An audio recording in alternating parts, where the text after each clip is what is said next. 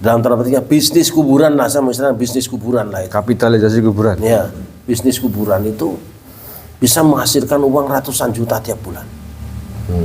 Tanpa kerjaan, tanpa keringat, tanpa modal, cuma meletakkan kotak di situ tiap bulan. Nah, silakan dimaknai lah. Ya. Jadi kalau dari situ jelas motif ekonomi mungkin. Ya.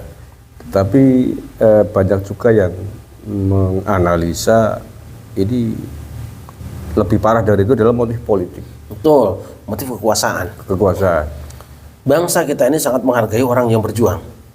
Ketika satu tempat misalnya dikatakan bin Yahya, bin Anu lah kan. Nanti semua akan patuh kepada Mr. Bin. Ya.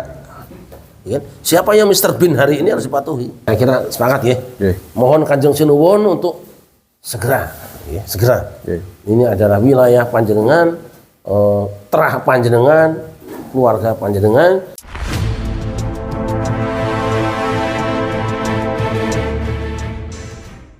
Assalamualaikum warahmatullahi wabarakatuh. Bismillahirrahmanirrahim. Alhamdulillahirabbil alamin. Allahumma sholli ala sayyidina Muhammadin wa alihi wa sahbihi ajmain ma ba'du. Saudara-saudaraku serbangsa setanah air yang saya cintai, saya banggakan. Alhamdulillah pada malam hari ini kita kerawuan Romo Kiai Syarifur Rahmat dari Jakarta. Dan ini di Purbalingga, Jawa Tengah. Dalam rangka beliau tadi baru saja mengisi pengajian Maulid Nabi di Purbalingga. Nah, mumpung bertemu beliau, saya ingin bincang-bincang dan menanyakan beberapa hal yang saya kira penting terkait dengan isu yang sekarang sedang cukup ramai, Kiai. Yakni ini polemik nasab ini kan buntutnya macam-macam, Kiai. Belarang-belarang termasuk yang terbaru adalah ditemukannya beberapa makam palsu. Baik yang makamnya memang tidak ada, tiba-tiba menjadi Habib, ataupun makam tokoh pahlawan kita yang kemudian dalam kurungnya Habib Bani Pahlawi lah. Yang saya temukan langsung di Banyumas, di Sokaraja, yakni makom Mbah Ilyas yang merupakan keluarga besar keturunan Pangeran Diponegoro. Nah, itu ke atasnya menjadi dalam kurung klan Ba'abud. Nah, itu kan klan Pahlawi sendiri. Nampaknya ada dua klan Habib yang memperebutkan nasabnya Mbah Ilyas, keluarga besar Pangeran Diponegoro. Nah, terkait dengan ini semua, Kiai, ini masih ada beberapa kasus di tempat lain. Ya. Sebenarnya apa sih maksud dan tujuan dari penghabiban beberapa makam tokoh kita itu? Ada hal yang menarik sebenarnya. Nanti akan berkembang bukan hanya pada klaim atau pemalsuan nama sahibul makhbarah yang dihabibkan atau diamankan gitu. Kita tahu bahwa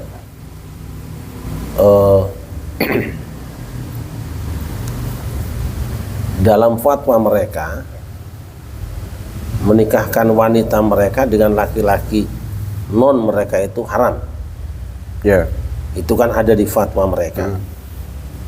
Tetapi menarik, panjenengan bisa lacak sekarang. Beberapa tokoh nasional kita dikawinkan dengan putri mereka, dengan wanita mereka. Loh, kenapa kok kalau orang kecil tidak boleh, tapi kalau orang besar kok kemudian boleh? Saya tidak akan sebut, takut nggak enak sama orangnya. Tapi saya kira kita maklum semua. Ada beberapa orang besar yang kemudian punya istri mereka. Targetnya apa? Nah, orang awam mungkin akan membaca targetnya berarti kan bukan semata-mata fikih, tapi ada hal lain. Nah, termasuk kuburan ini, sebenarnya saya sudah cukup lama sekali melihat. Saya tidak curiga, cuman agak waspada. Kenapa tiba-tiba kok ada nama-nama itu? Kalau melihat hari ini, panjenengan bisa lihat di setiap kuburan itu pasti ada warung, dan di setiap kuburan keramat itu pasti ada kotak amal. Nah sekarang kita tanyakan, kotak amal itu duitnya kemana? Itu dulu, tidak sulit. Di situ juga dijual buku manakibnya. Ya. Itu dijual, termasuk ratib-ratibnya, bacaan-bacaannya dijual. Kalau kita hitung misalnya dana tiap bulan yang masuk, pasti nggak sedikit loh itu Mas. Tidak sedikit.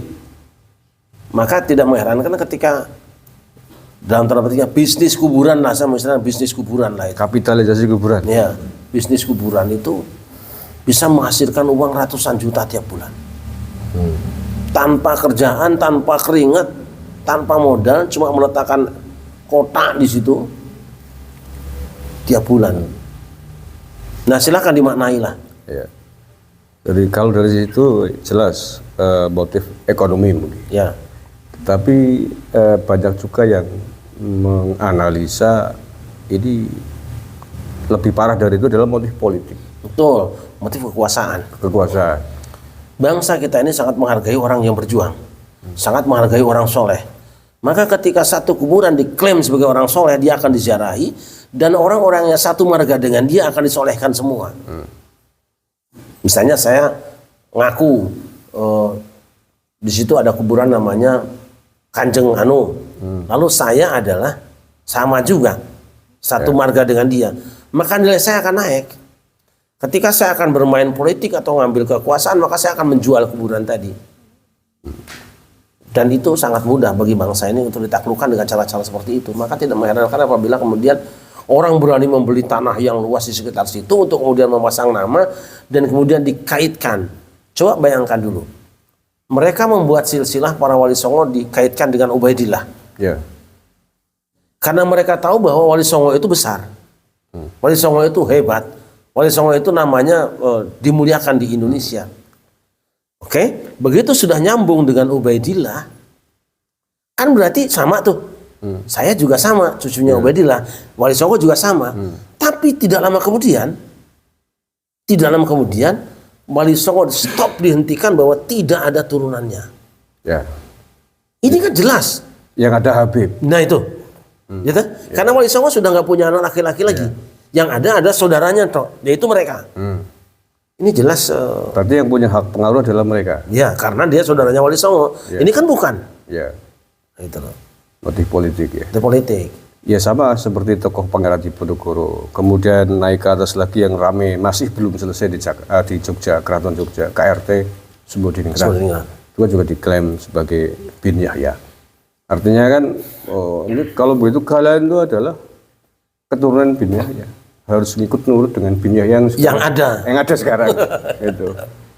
Tuh. Pemilihan gubernur, pemilihan presiden barangkali bisa berpengaruh. Bisa. Artinya ini saya kira berbahaya Kiai. Ketika satu tempat misalnya dikatakan bin Yahya, bin Anu lah kan. Nanti semua akan patuh kepada Mr. Bin. Ya. Ya kan? Siapa yang Mr. Bin hari ini harus dipatuhi. Kalau perlu mungkin merambat kepada persoalan spiritual. Misalkan calon gubernur, ziarah dulu ke makam leluhurnya. Ya benar juga. Apalagi ditulis dalam silsilah tawasulan kan. Ya. Wah itu sudah sakral banget. Orang yang masuk dalam deretan tawasulan itu sakral sekali. Nanti ada ya walaupun walau alam nanti akan disampaikan nih dari Eyang Yahya yang jadi ini besok ini. Oh iya bisa percaya. Ya, bisa percaya mempengaruhi publik kemudian jadi kan harus ngikut. Iya betul. Harus ngikut itu. Saya kebetulan keliling di beberapa daerah dan mulai berpikir apakah benar kuburan di Garut juga namanya itu. Di Garut sudah ketemu satu, ada tempat ziarah, saya pernah ke sana. Kalau nggak salah Syekh Ja'far Shadiq apa siapa. Tapi saya belum jadi tidak meyakini karena kasus yang lain seperti ini. Dan menariknya saya kemarin juga dikirimi silsilah besar itu dari teman saya di Cinere, hubungannya dengan Kiai Abdul Aziz kalau tidak salah itu. Dia juga punya silsilah diberi tahun 90 di mana silsilah Gunung Jati juga dipindahkan. Di apa namanya di Ubaidillahkan juga. Itu ada lembaran silsilah itu kan. Ya. Jadi secara masif ada sekelompok orang yang mencetak silsilah disebarkan. Dan intinya adalah bahwa nasabnya ke sini semua. Ya. Itu aneh sekali. Aneh. Ini Kiai, kalau tadi kembali ke pola, kalau yang pertama kan pola kuburan palsu. Tidak, aslinya memang tidak ada kuburannya, tapi tiba-tiba dikasih nama Habib ini. Kalau ini solusinya mudah, tinggal dibongkar selesai. Karena memang bukan kuburan. Di kuburan gundukan palsu diklaim Habib, kemudian dijadikan kapitalisasi, disyarawi, di holy, mendatangkan wah. Jadi gampang selesai aja saya kira. Ratakan dengan tanah selesai. Tapi kalau yang tokoh-tokoh Nusantara tadi itu, KRT Sumbodiningrat, tiba-tiba menjadi Habib Hasan bin Toha bin Yahya. Begitu juga Syekh Jumadil Kubro di Semarang. Begitu juga di tempat lain. Kalau yang keluarganya berani, mungkin selesai. Kayak di Banyumas, alhamdulillah 1 hari saya angkat, kemudian sehari berikutnya langsung dicopot. Tapi saya kira tidak semua berani. Bukan soal tidak berani, ada yang memang terlanjur seneng. Malah bangga ya? Dikaitkan nasabnya dengan panjenengan itu turunan Rasulullah ini loh nasabnya. Bangga. Lalu percaya bahwa dia juga dari situ. Loh, lantas silsilah panjenengan selama ini yang disusun dari nenek moyangnya itu dikemanakan? Kalau memang tidak ada, misalnya nyambung hanya 5 silsilah, ya sudah sampai situ saja. Tidak usah percaya pada orang lain yang menyambungkan silsilahmu, mau di orang lain, awakmu dewe nggak paham, seorang lain paham. Oh saya gitu aja. Ya, tapi ada orang-orang yang, wah ternyata saya ini masih turunan Kanjeng Nabi juga ya, ini disambungkan sama anu, jangan mau. Ya. Ada yang senang begitu. Ya kalau kasusnya begitu malah bangga kan susah. Solusinya, penyelesaiannya itu. Tapi orang-orang berilmu kan masih bisa bicara. Ya. Orang-orang berilmu bicara. Ya masalahnya kan punya nggak malu gitu loh. Kita kan punya malu nggak. Kalau saya apa yang selama ini kita kenal. Nah kemarin saya baru dengar di Kudus juga, mendengar bahwa di Kudus itu ada 2 makam di tengah sawah. Tidak ada namanya. Tiba-tiba ada orang, jangan disebut deh, yang terkenal, orang terkenal. Nah kemudian sekarang dikeramatkan dengan itu juga ke situ juga. Nah, itu kalau yang itu gampang solusinya Ki. Gampang ya? Tinggal babat selesai. Karena yang tidak ada sejarah. Tapi kuburannya ada. Ya, tapi kan tidak ada asal usulnya tadinya bukan makam kan. Iya betul. Tinggal diratakan selesai. Kalau yang sudah jelas kayak KRT Sumbodiningrat tadi itu kan harus ke keraton, ke sultan ya, untuk membuat sebuah pernyataan bahwa ini adalah KRT Sumbodiningrat bukan bin Yahya. Nah, terus yang di Semarangnya juga. Semarang. Jumadil Kubro itu. Kalau saya sih dari awal dulu mengatakan dibongkar saja. Itu menambah dosa, menambah maksiat, ya, dan merusak sejarah. Mungkin negara perlu hadir. Ya, saya berharap dalam waktu dekat ini negara atau ada di antara warga negara yang bisa tampil maju ke depan untuk mewakili perasaan umat ya, perasaan bangsa Indonesia.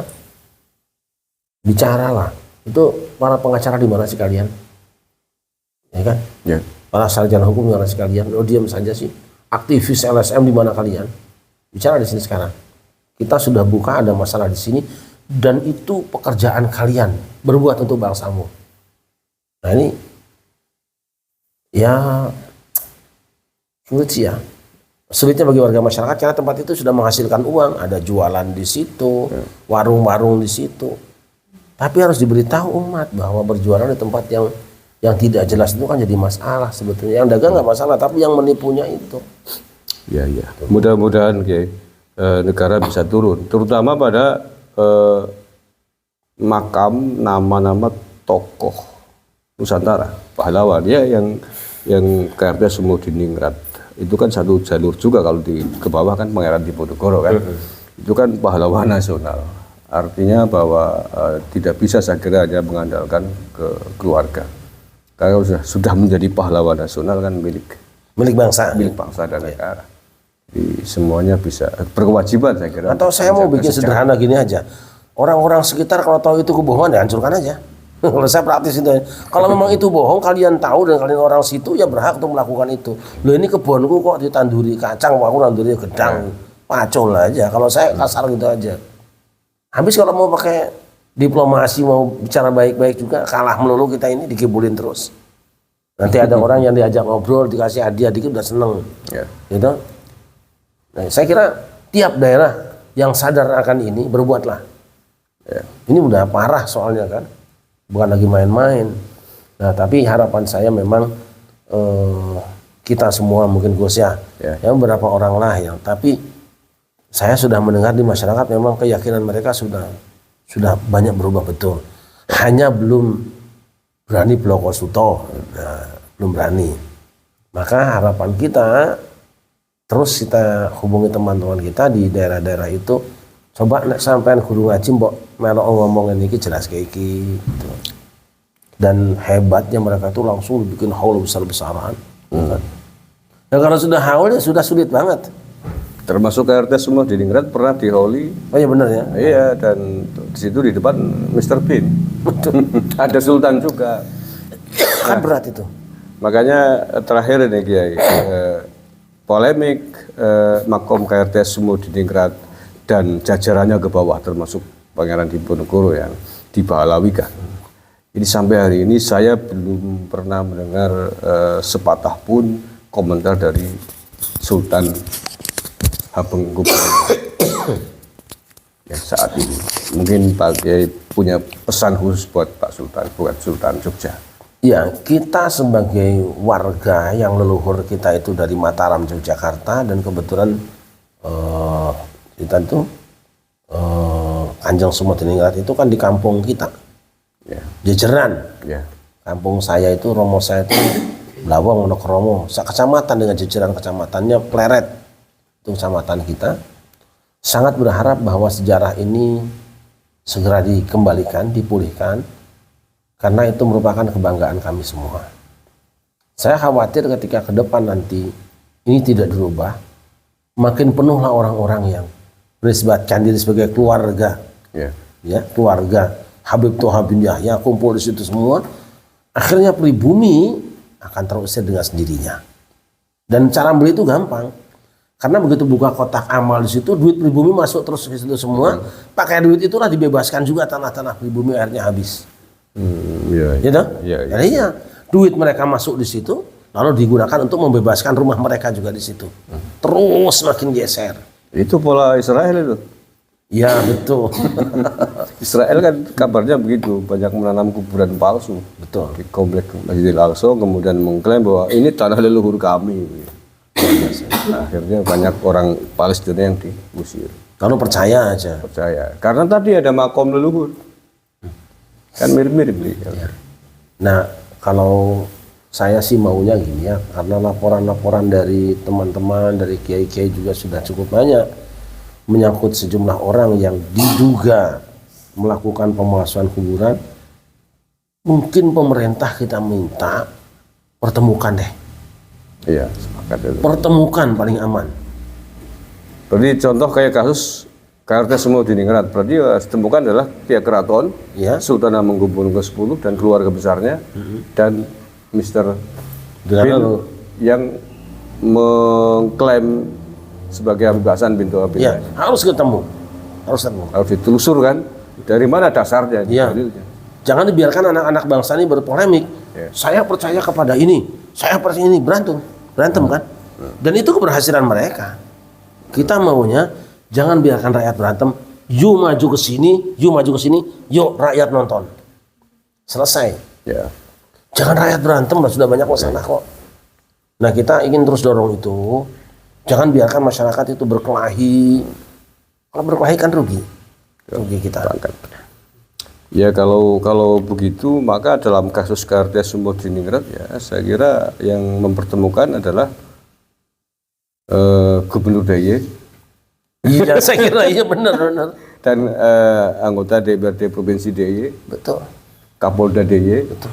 Dan instansi terkait lainnya kira. Betul.